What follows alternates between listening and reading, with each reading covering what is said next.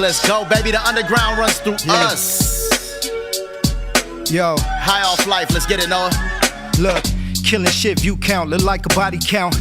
If you hit my inbox and talk a large amount, oh yeah, I'm sending invoices. Flex and live boisterous, from box Buicks to big Royces. Oyster face from the G-Shock rubber band. My life now is why my Lola left the motherland. Why explain if they too dense to understand? Seeing is believing, now they people got the upper hand.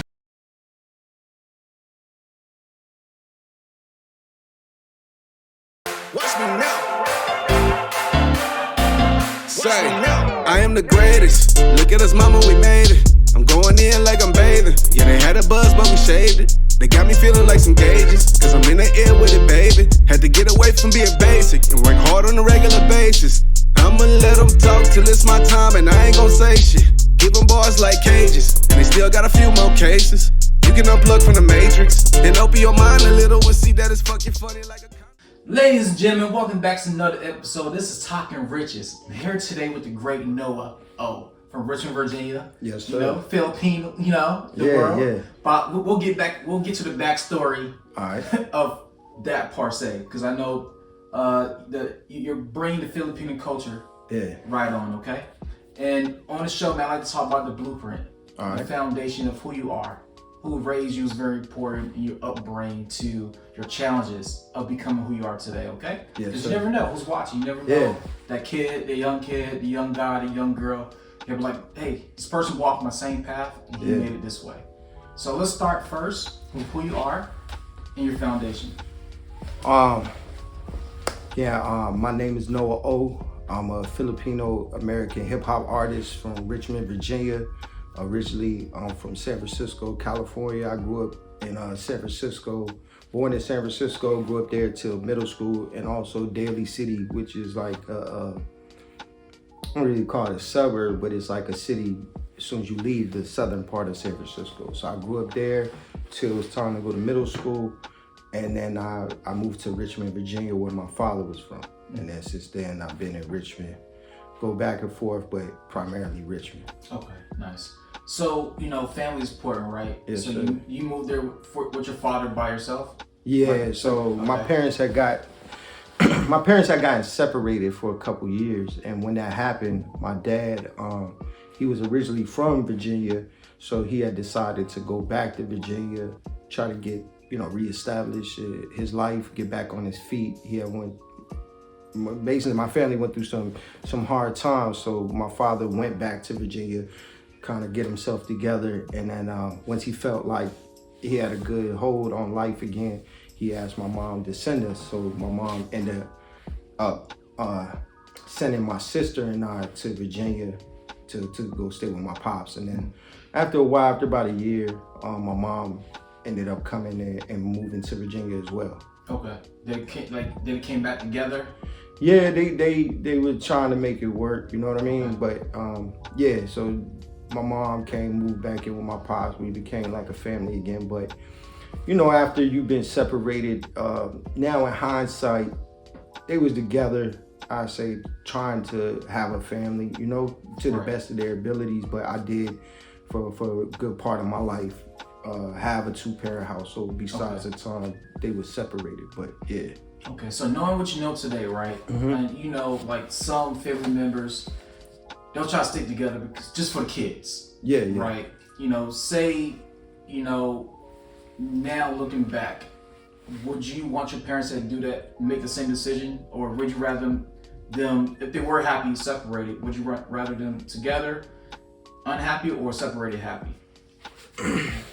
I'd say this, like, seeing both now as an adult, it was definitely better together in some ways. They were doing their best. They were two people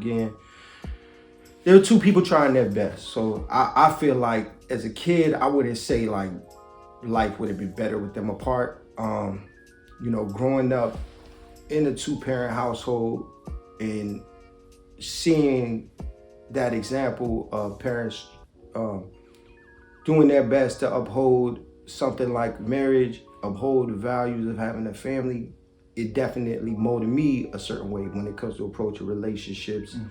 I don't think I look at it the same as some of my peers who only had one parent or the other.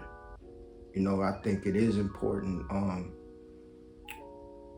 It's a hard thing to do, especially nowadays, but it is important. It teaches kids that like things like family is important, things like forgiveness are important, things like overcoming adversity together are important. And to me, those are all honorable traits to have, you know? Now, of course, if you grow up in a 2-parent household and you witness like abuse and it's a real toxic environment, of course, you know, maybe that's not the best. So was it perfect? No, but I'm still grateful to see that example. Right. Because there's still things that I know my sister and I were able to pull from that, whether it's certain good qualities or whether it's certain things that we need to not replicate, you know what I mean, in our own lives. So I definitely think it worked out the way it was supposed to work out. Right. You know?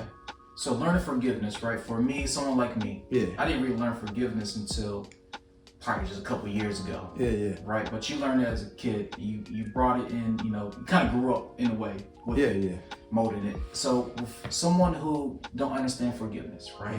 Who don't really know how to start. How can someone start if you want to learn that process there?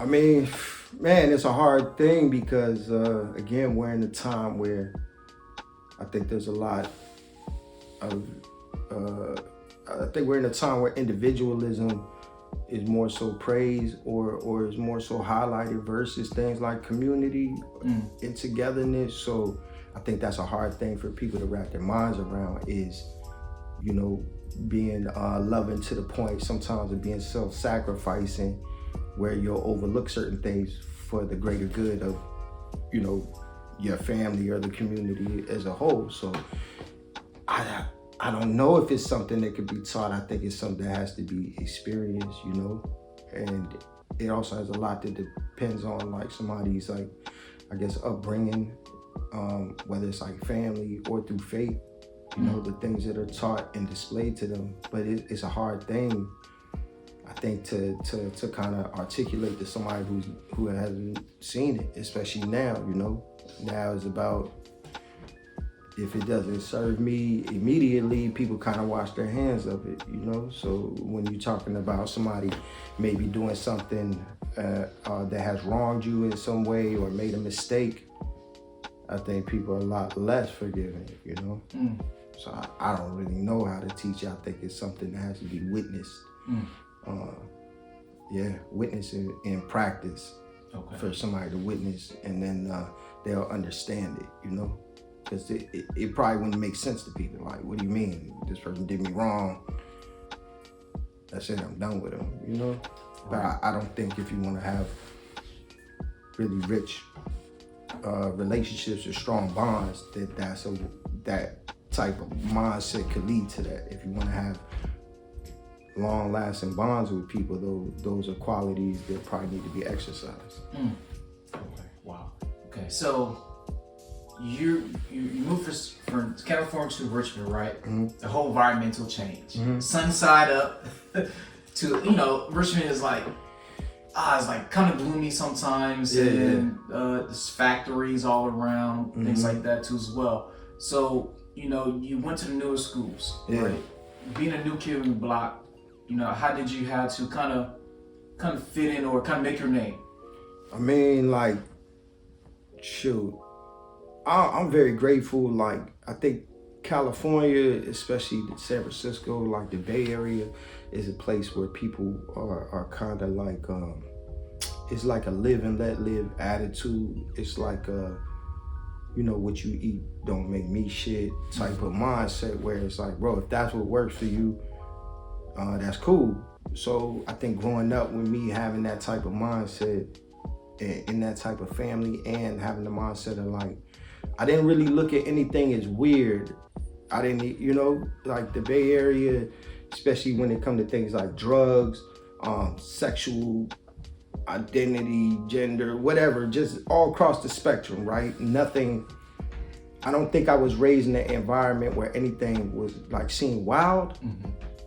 You know, it's just like that's a matter of personal choice, and whether you choose to engage it or not, if it fits you. So when I think was the biggest difference where I moved to an environment. You know, Richmond, Virginia is the South. It was much more conservative, much more people are opinionated about you and about your business and how you should live. I think that was the hardest thing to wrap my mind around. But because I came from an environment where I wasn't living or taught to live my life based on other people's perception, I didn't care. So even though I didn't care, it was still hard because it's like that is the prevalent type of mindset where people want to project their shit onto you. But I'm just grateful, like I said, to have two parents who taught me to not give a fuck what people thought. And to this day, I think that's kind of being one of my saving graces where like, bro, I don't care. I'm gonna do what I want to do because I know I'm doing it, you know, for the best possible reasons for me, my family, my people around me. But yeah, it was definitely difficult because people aren't really raised like that there. They care a lot. I think that's like a Southern thing, like keeping up appearances. People gossip about each other's business. People be in each other's business. But I wasn't raised like that. I'm like, bro, shit ain't got nothing to do with me. Right. Ain't got nothing to do with me. Don't ask me about it. I'm not gonna speak on it. You know, that's the type of mindset I had. So that probably kept me out the most shit, you know what I mean? And made me the most successful I could be, was just like, just doing me. But I mean, it was hard, you know, people talk, people have opinions on me to this day. It's just like, I don't, you know. Nice. Okay. So let's fast forward to, or rewind. Yeah. When did you first fall in love with music? When was that moment for you? Man, I think probably when I was like, I like music to me was always like everywhere. I don't remember a time in my life where music wasn't like in my life, like whether it was like my mom like cooking and cleaning the house and just playing music, or like my cousin grew up with us. He was kind of raised with me as my big brother, so he would be listening to rap, exposing me to different artists and things like that. But I think when I personally was when I was like probably like 10 years old, I started getting like little birthday money or something, and I would start using that money to go purchase like cassettes and things like that. You remember your first cassette? I think I bought like 3 because they used to have like the singles. I think it was like at Tower Records or the Warehouse Music. I bought 3 cassettes, and it was crazy because they were all like different. Like I bought like EPMD Crossover, House of Pain Jump Around, and I think I bought Ghetto Boys 6 Feet Deep. Then I had like Boule E40 tape because I was in the Bay. Yeah. So I was always like, man, like I just loved hip hop. It didn't matter where it was from. Like when I would hear different rappers, I could visualize what they were saying, and I think it brought different pictures to my mind of like different places that I had never been. So like I hear like Scarface or the Ghetto Boys and imagine Houston. Or I would hear like NWA or like Dr. Dre and get a mental picture of like LA, or like somebody like Large Professor and Nas, and now I'm imagining New York City. Like it was just, I think that thing about hip hop and the power hip hop and rap music has, where you could tell your story, and then me hearing other people tell their story like made me like fall in love with it. You can see the story. That's the difference. Yeah, because if you listen to a lot of rappers, like, you know, earliest projects, I think that is what pushes a lot of rappers when they first begin is that ability to be able to have a tool or a art form to like get off whatever's on your mind. If you listen to a lot of rappers, regardless of genre, they're painting a picture of what's going on in their life, in their immediate surroundings, you know, whether it's drill, conscious rap, it's kind of like storytelling, you know, and painting a picture. So that's like, so Blue Laces by Nipsey Hussle, right? Blue Laces 2, actually. That's the first time I heard the actual story. I can see the story. Yeah. Right? Then that's a very visual record. Very visual. Yeah, he's describing different things in that record. So, all right. So now moving forward, right? He was like, you know what? I love hip hop. I want to do this. Right. So, when did you first what's your first rhyme? Where were you at the moment when you was writing too as well? And how did you figure out your first few lyrics to say? Man, I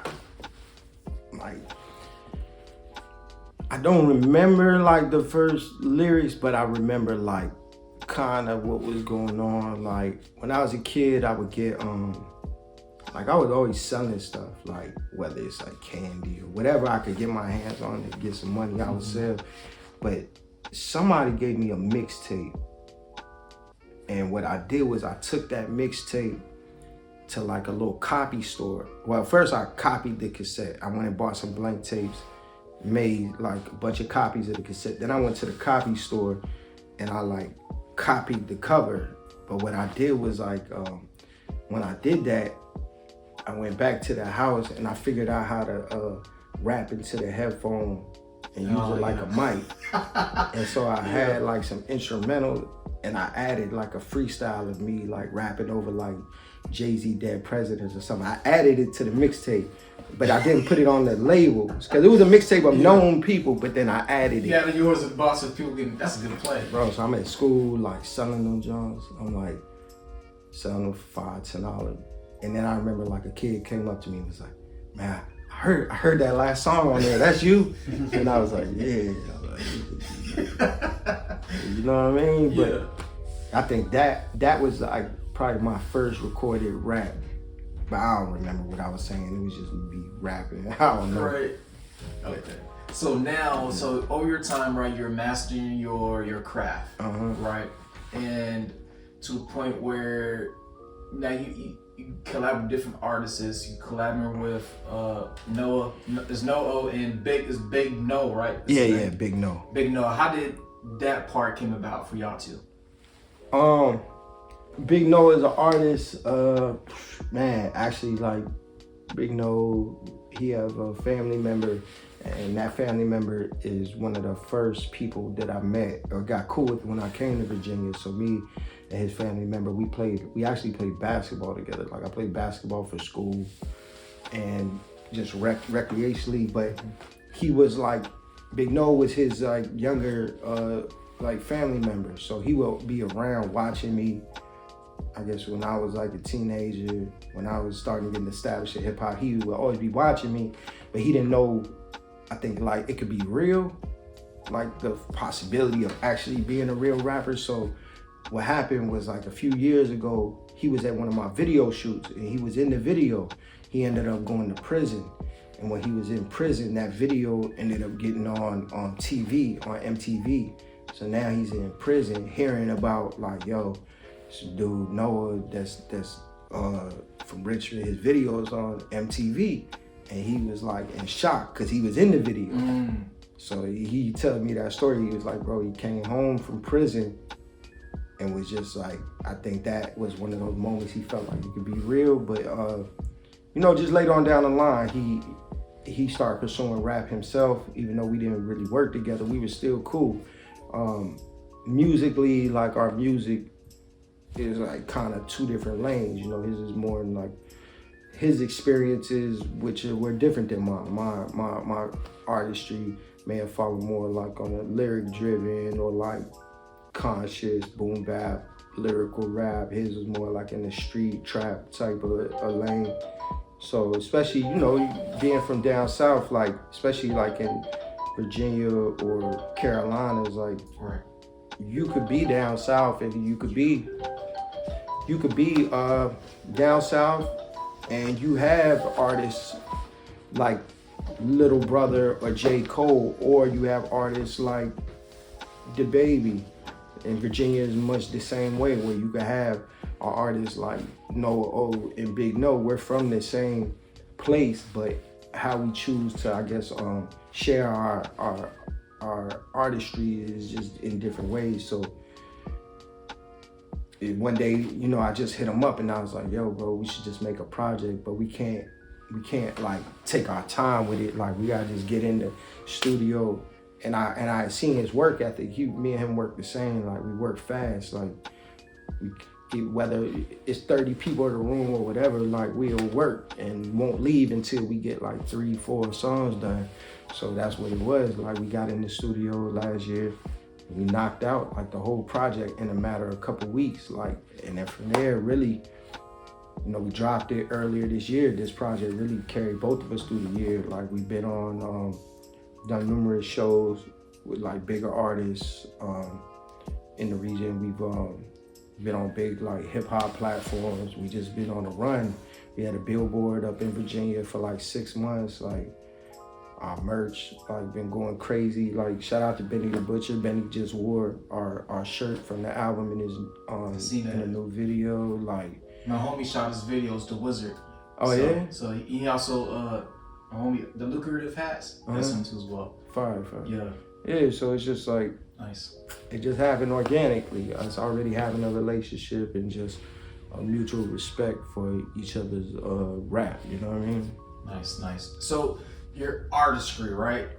How do you paint your musically words together? When you sit down, you got a blank piece of paper, right?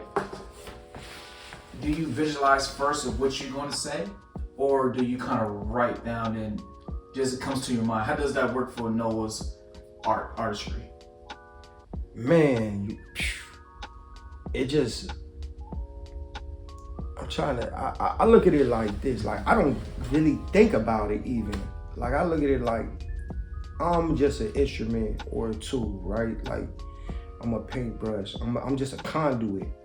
You know, and some people might think it's them, but I feel like my life on this earth, I'm connected to something bigger than me, you know, whether some people call that God or the universe. So I look at it like I'm just, by being open-minded or open mentally, spiritually, I don't really have to think about it. It's just when I just make myself available and focus on it, it just kind of happen. And the words and the experiences, they're not something I need to make up. They're something that already exists because it's happened in my life. It's already in my mind. It's already in my heart. All I'm doing is just allowing it to just allowing myself to be used as a conduit for the words to just come out of my mouth or something. You feel me? Like, I can't even explain it, bro. It's not something like I have to even think about, if that makes sense. Like, it's just an ability. Some people have it. Even if you don't have it, I feel like if you focus, if you want to get better, you can get better. But it's just something that I have. Like, it's been times like I might write my rhymes in my phone now if I got a lot on my mind. But a lot of times, like, I don't even write it down. It'll just like, the words will just come to my head.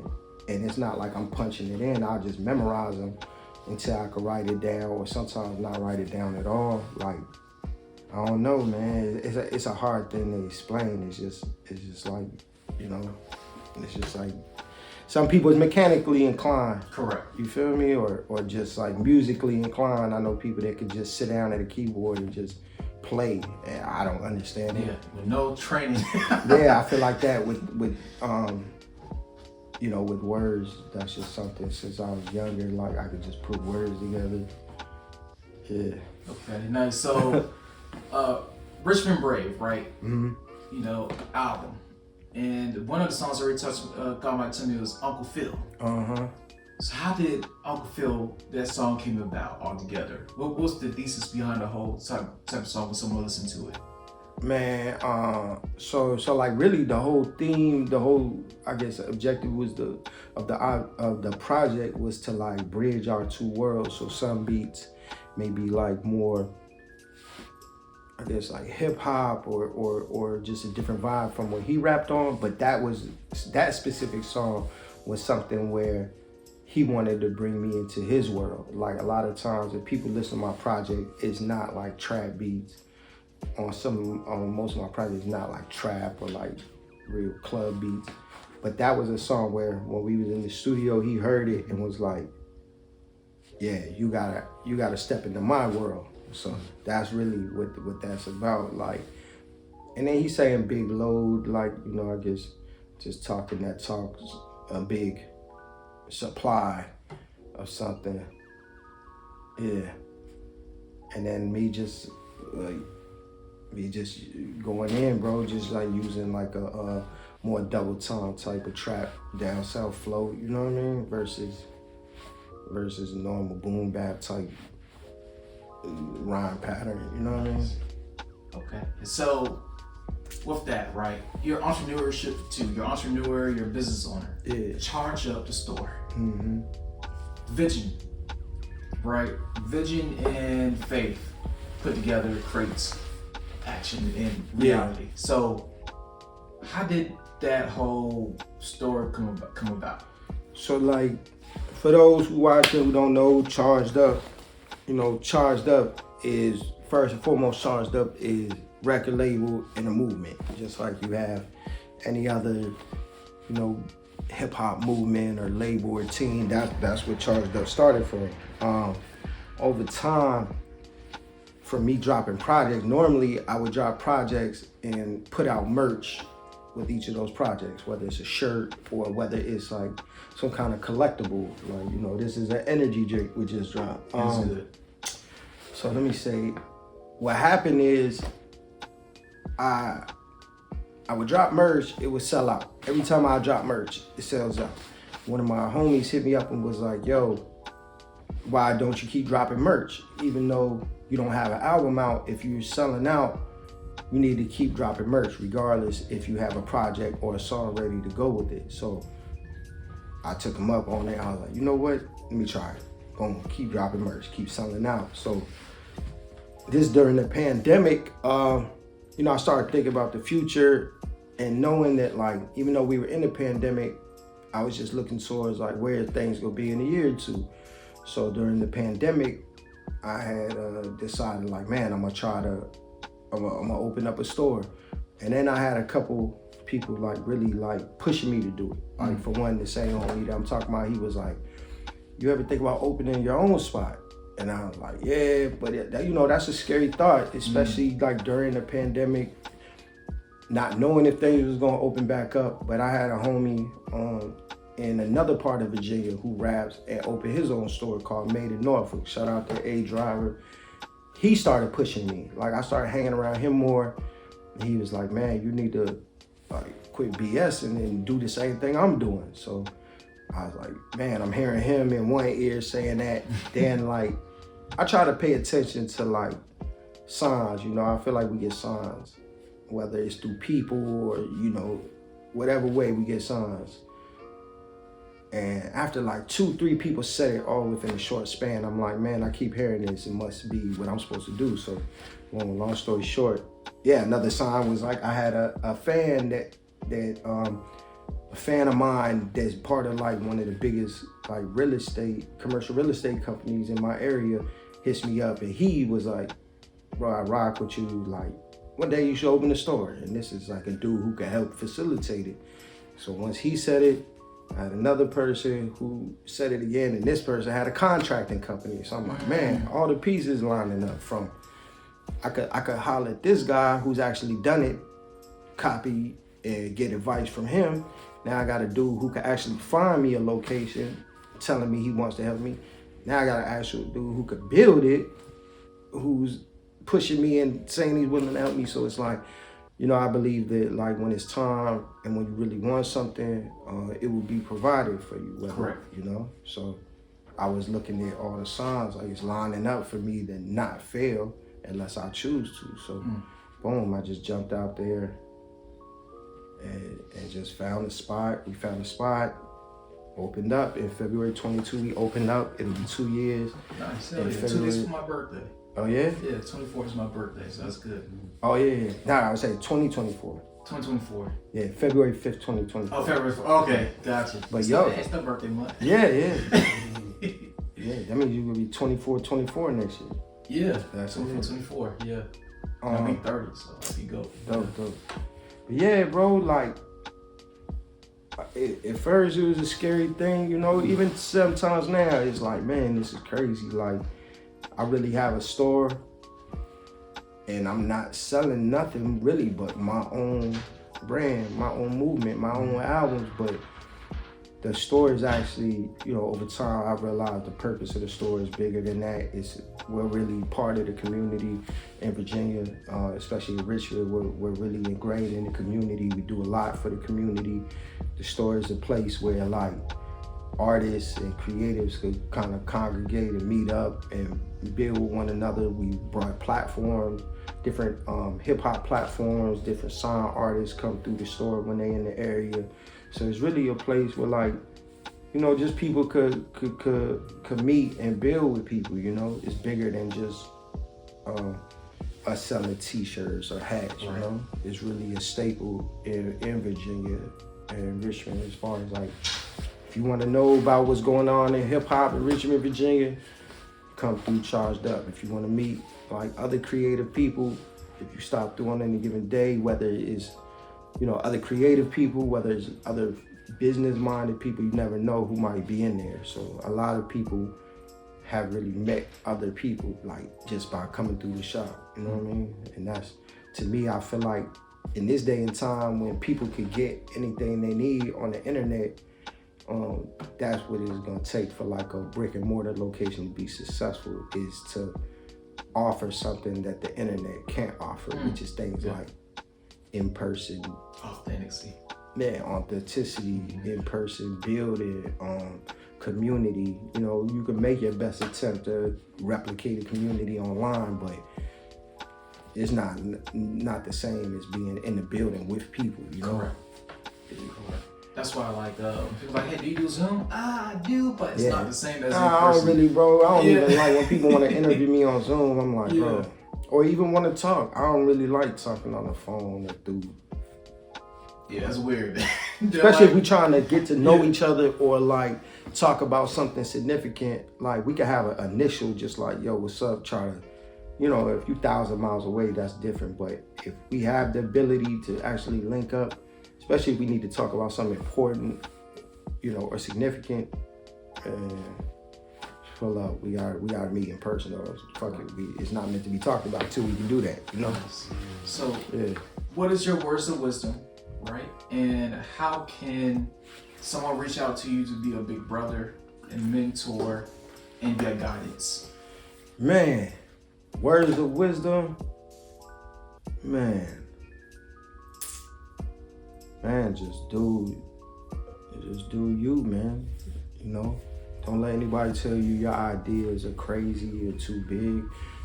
Wise man told me, you know, just trust your gut.